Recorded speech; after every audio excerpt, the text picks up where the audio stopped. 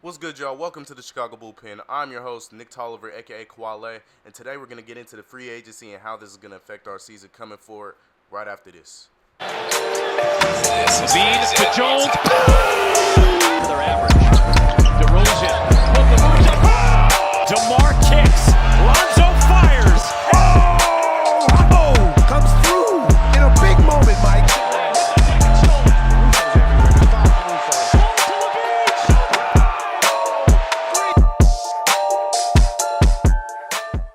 Now, before I begin, I want to say my hearts go out to anyone that was affected today by the Chicago, Illinois mass shooting that happened this morning on July 4th, 2022.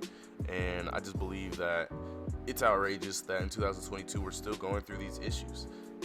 It just makes no sense that we've been going through this for over a decade now, and we still can't seem to find out a solution.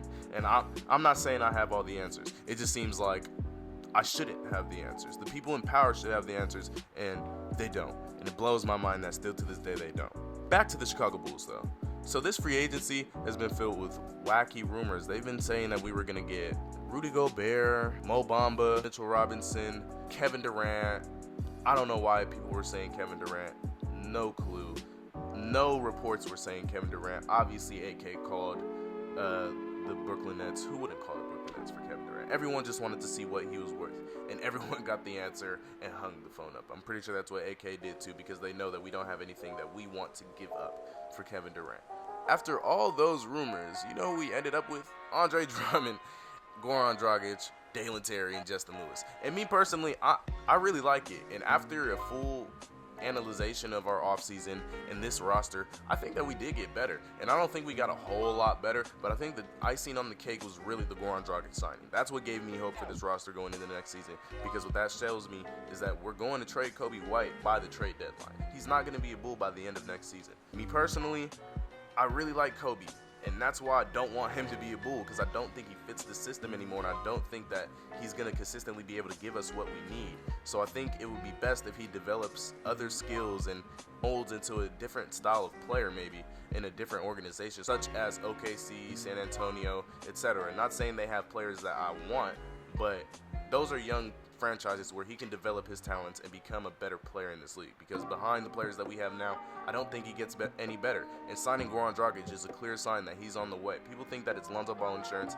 I understand he could play make. DeMar play make at the 3. Vooch play makes at the 5. People can play make at other positions. We don't need Goran Dragic to play the 1. I believe if Lonzo Ball is healthy, which all the reports are indicating that he will be, Goran Dragic will play at the 2 position. Perfectly fine. That's what we need. I think a better lineup would be Zach LaVine, Goran Dragic coming up behind him. I don't like Coby White coming up behind him, just because he'll have one game where he goes off for 20, one game where he goes off for 18, and then the next game where he goes 2 for 12.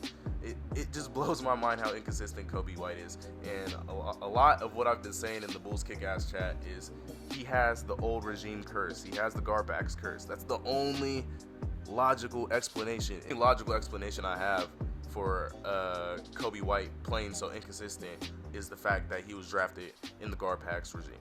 That's literally it. That's the only explanation I have, because it seems like everyone from that regime has a little bit of a curse. Coby White is hindering our success. Mark my words. Trading him for another young asset that we can grab, we don't need. At this point, I believe that our Chicago Bulls team is so deep to the point where we do not need names. We don't have to go look for him.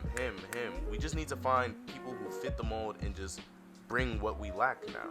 We have Andre Drummond, who cleans up the glass, and even though he's 28 years old and even though he hasn't been shown to have this mobility, we can develop that skill into making him a rim protector, making him a better rim protector. And I think that the eye test shows a little bit better. I think that his stats don't show everything in terms of his defense. I don't think he's the best defender, but I think against certain competition he fares pretty well. Also, Marko Simonovic is going to get pulled up, I believe, and he put on some weight. And I think that's the icing on the cake. To have Marko Simonovic come on the bench behind Patrick Williams does wonders for our team, because it gives Patrick Williams a bit of a rest. They'll probably give him less minutes to feed Marko, but with that being said, I'm very excited for the Marko Vucevic connection that we're going to see, and even the Marko Drummond connection we're going to see, because with Vucevic and Patrick Williams on the bench, If Drummond is out there, we're gonna need Marco to be scoring. So I'm really excited to see if he can, shoot the three well, post up, decent, make mid ranges, pass, just do things similar to Vucevic's game in place of Vooch when he's on the bench, because we all know Andre Drummond is not gonna do anything offensively that Nikola Vucevic does. But with that being said, this team is looking pretty exciting in my opinion, because yeah, we didn't get who everyone was expecting we would get, but we got players who fulfill our needs.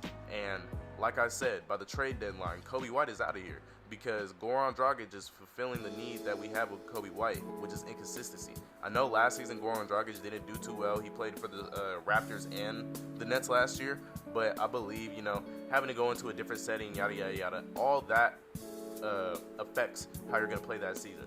Going into this season, knowing he is a Chicago Bull, knowing he's trying to help this team become a contending team, knowing that he has to come off the bench behind Zach LaVine and fill in those shoes whenever Zach's tired, whenever Zach needs a rest, I think he's going to have a way better season than he did last season. It's going to be similar to the one he had 2 years ago.